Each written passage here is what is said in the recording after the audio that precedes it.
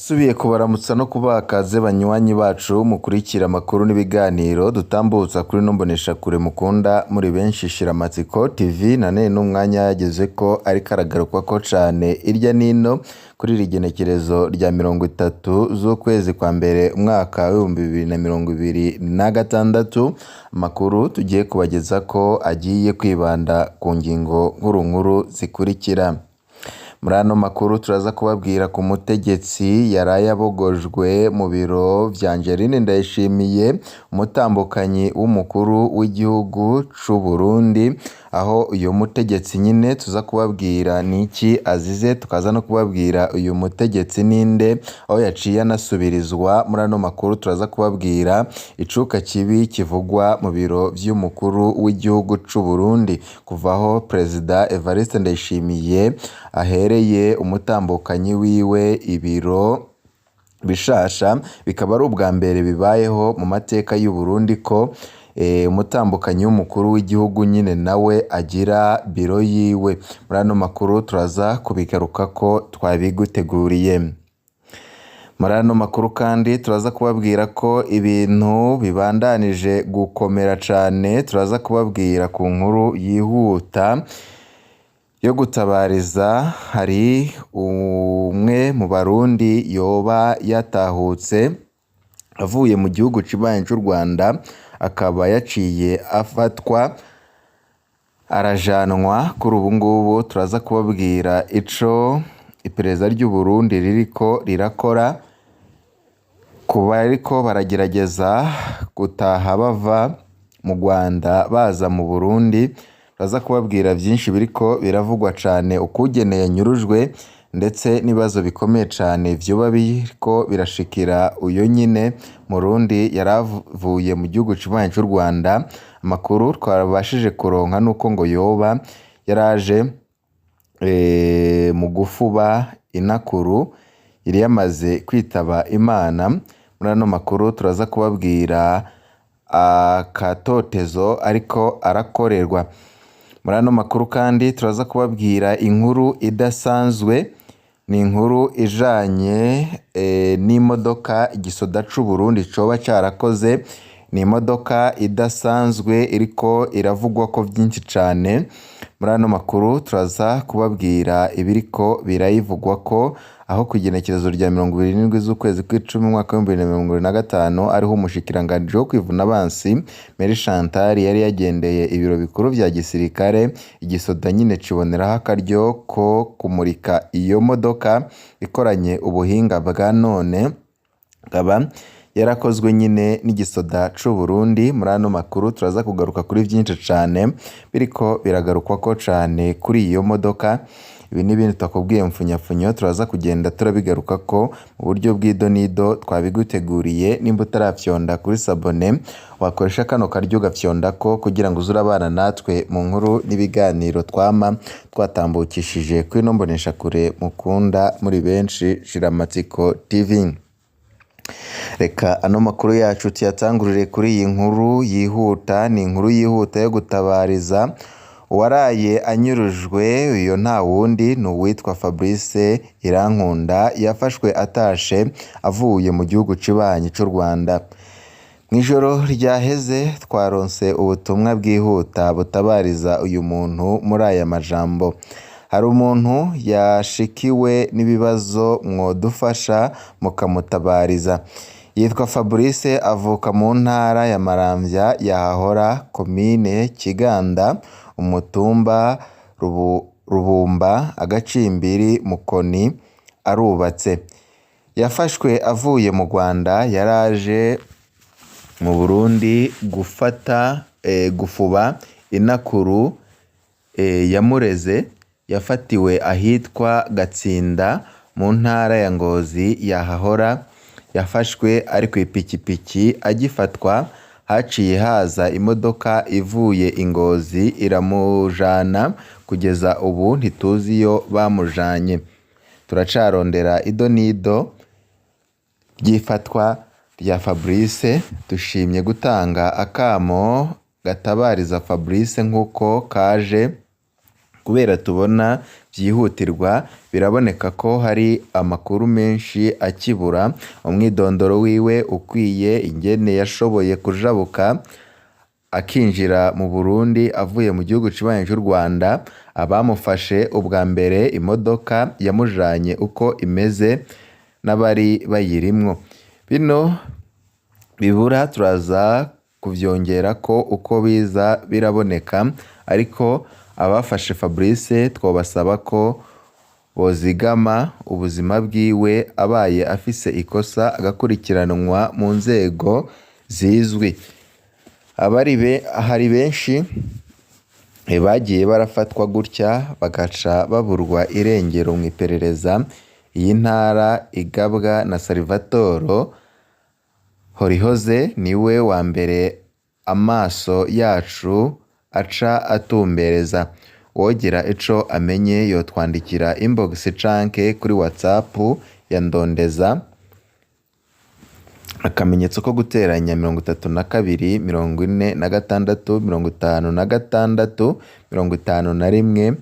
56 51 905. Inyishu twaronse ku bijanye naho mu Gatsinda yafatiwe, igatsinda mu ntumbero yahahora ni mu ntara ya Ngozi, komine Mwumba. Uhagaze mu gisagara ca Ngozi neza na neza ufata ibarabara riri imbere ya sitasiyo Injini, ugeze epfo aho gukatira ibuye ukabandanya, iryo barabara rigutura igatsinda, ni hafi y'uruzi Kanyaru ari rwo rubebe rutandukanya ejahoze ari komine Mwumba n'igihugu c'u Rwanda. Rero niyaba ariho urya Fabrice yajabukiye yinjira mu Burundi, yarihenze kuko imbonerakure zaho zifise agatima atari keza, zoba zaramupakiye akazihemba hama zikamutanga, kuko amakuru nyine abandanya abivuga. Ariko turaza kubandanya kurondera amakuru y'uyu Fabrice, turaza no kubabwira ko byose nyine byifashe. Ariko Barundi ariko marajabuka muvuye mu gihugu kibanyi cy'u Rwanda, muragomba kwiyubara cane, kuko ibintu ntago byoroshe kubiriko birakorerwa abarundi bariko barajabuka bava mu gihugu kibanyi cy'u Rwanda kidasanzwe gicana uwaka n'igihugu c'u Burundi. Mbere yuko tubabwira kuri ya modoka idasanzwe gisoda c'u Burundi cyamuritse, reka tubanze tugaruke kuri ya nkuru y'ikurwa ry'umukozi wo mu biro vya Angelina Ndayishimiye, umutambukanyi w'umukuru w'igihugu c'u Burundi. Dogiteri Ndikumana yaraye abogojwe mu biro vya Angeline Ndayishimiye. Perezida Evariste Ndayishimiye yaraye agennye umunyamabanga nshingwabikorwa mushasha mu biro vy'umukenyezi wiwe, sekreteri executive mushasha yitwa Dogiteri Liliane Kengurutse, asubiriye Dogiteri Tade Ndikumana yahora muri ayo mabanga kuva kuwa 22 z'ukwezi kwa gatanu umwaka wa 2024. Ibiro vy'umufasoni w'umukuru w'igihugu bijejwe iterambere n'igisata co mu biro vy'umukuru w'igihugu cashinzwe na Perezida Ndayishimiye kw'igenekerezo rya 13 z'ukwezi kwa12 umwaka wa 2021. Imbere ya Angeline Ndayishimiye nta wundi mufasoni w'umukuru w'igihugu mu Burundi yari bwigera ahabwa ibiro vy'igihugu, navyo bigahabwa amafaranga y'igihugu bizokoresha. Tubutse yuko iyo ngingo Perezida Ndayishimiye yayifatiye umukenyezi wiwe atabanje no kubaza inama nshingamateka na nkenguzamateka, maze vyitwa ko ashizeho umufasha asanzwe ni collaborateur du President mu biro vyiwe, ariko ntabwo ari umufasha asanzwe, ahubwo ni urundi rwego. Umupfasoni w'umukuru w'igihugu arahabwa budget isigaye iduga buri mwaka irenga miliyaridi 2 z'amafaranga y'amarundi, arafise abakozi bamufasha amabanga barimwo abahanuzi bajejwe protokole, kumenyesha amakuru, gukora imigambi ndetse n'ibindi. Bose barongowe na sekreteri executive nawe afise igihagararo c'abashikiranganji. Ivyo biro nyine birafise imbuga zayo zo gushikiriza amakuru zitandukanye n'ibiro vy'umukuru w'igihugu. Vy'ukuri biraboneka ko ari urundi rwego rw'igihugu rwari gushirwaho n'itegeko Loi organique, ntabwo ari umugabo yari kwishiriraho urwo rwego rw'umukenyezi wiwe. Abakozi bo muri Ntare House bavuga ko Angeline Ndayishimiye hari n'ingingo yagiye arafata zihindura uko abakozi b'ibiro vy'umukuru w'igihugu bose babayeho. Mu vy'ukuri bisa nuko Angeline Ndayishimiye ari uwundi mukuru w'igihugu canke icegera c'ukuri c'umukuru w'igihugu, atari ca cindi kibayeho k'agashurwe baza barashira muri saro bakakashira kakahashaririza.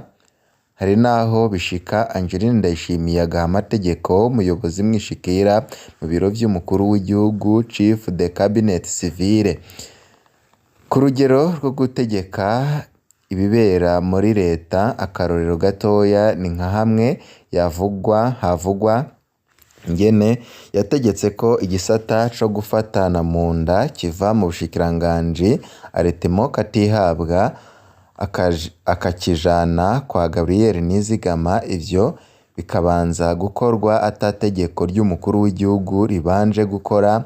Aretimo katihabwa yarigwaniye uko ashobora, ariko yahavuye atsindwa. Abantu bo nibuka ko mu mwanya ya mbere Angeline Ndayishimiye yari yategetse ko ahabwa ivyubahiro vya gisirikare ku kibuga c'indege nk'ibihabwa umushikiranganji wa mbere iyo akoze ingendo hanze canke atashe.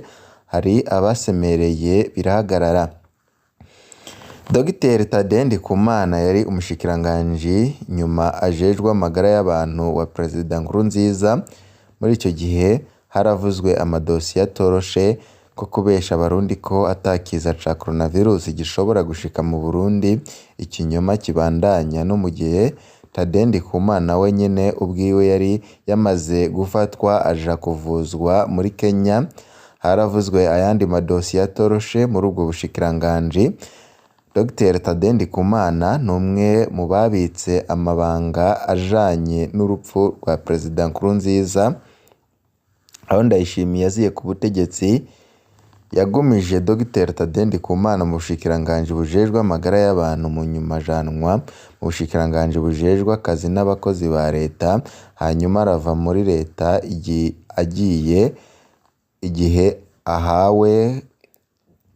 hakuwe na leta ya Bunyoni, imbere yuko Tade Ndikumana ajanwa mu biro vy'umufasoni w'umukuru w'igihugu. Tade Ndikumana kugeza ubu yaboneka nk'umwe mu bashikiranganji bake cane ba Nkurunziza bagumye bafitiwe cizere na Evariste Ndayishimiye. Itegeko ry'umukuru w'igihugu ntirivuga icatumye Dr Tade Ndikumana abogozwa. Dr Liliane Nkengurutse abaye secrétaire executive agira gatatu kuva ivyo biro vy'umutambukanyi w'umukuru w'igihugu bishinzwe muri Kigarama mwaka wa 2021, inyuma ya Dr Tade Ndikumana na Dr Jean Bosco Ngirukwishaka. Tuvuye kuri iyo nkuru, reka tugaruke kuri ya makuru twari twababwiye ku bijanye n'imodokari yahejeje gushirwa ahabona n'igisirikare c'u Burundi. Agafoto karanze igisoda c'u Burundi muri 2025 kuwa 27 z'ukwezi kw'icumi mwaka wa 2025, umushikiranganje wo kwivuna abansi Mère Chantal Nijimbere yaragendeye ibiro bikuru vya gisirikare. Igisodo caboneyeho akaryo ko kumwereka ubuhinga kigezeko, aho gisigaye gikora imodokari.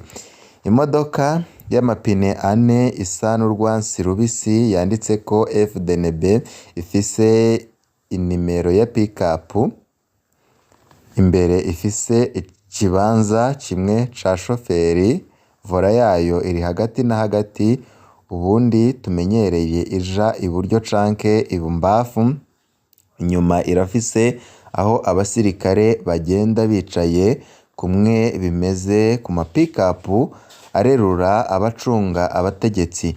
Ntivyoroshe kumenya abo kwicara muri iyo modoka uko bobigenza, kuko ni imodoka ubu igihagararo cayo isumbwa n'umuntu ahagaze, icegera igera mu kiyunguyungu c'umuntu ahagaze.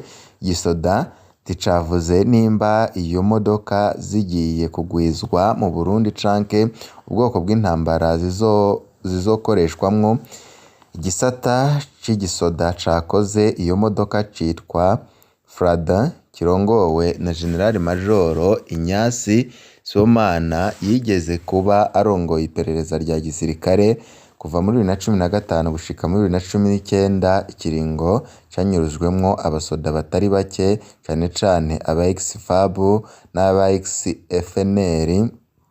Vyitezwe ko muri 2026 Frade izokwakira imbonerakure zizohabwa inyigisho za gisirikare, mu gihe Reveriyani Ndikore avuga ko ibiswi vy'inkona bigiye gupangirwa mu nda bitaravuka, nkeka bimwe bizoba binyonga iyo modoka, kuko nyine bibandanya biba ibintu bikomeye cane bibandanyije kubera ngaha mu gihugu c'u Burundi. Banywanyi bacu kano kuri iyo nkuru duciye dusoza yarageze ko muri kano kanya ariko haragarukwako cane, mbibutsa yuko amakuru yacu ari akagaruka. Nimba utarafyonda kuri sabone canke se subscribe, fyondako kugira ngo igihe cyose turonse amakuru n'ibiganiro bene nk'ibi uzuba mu ba mbere bashikirwa navyo. Bibe vyiza kuri mwese, nivyo ndabipfurije.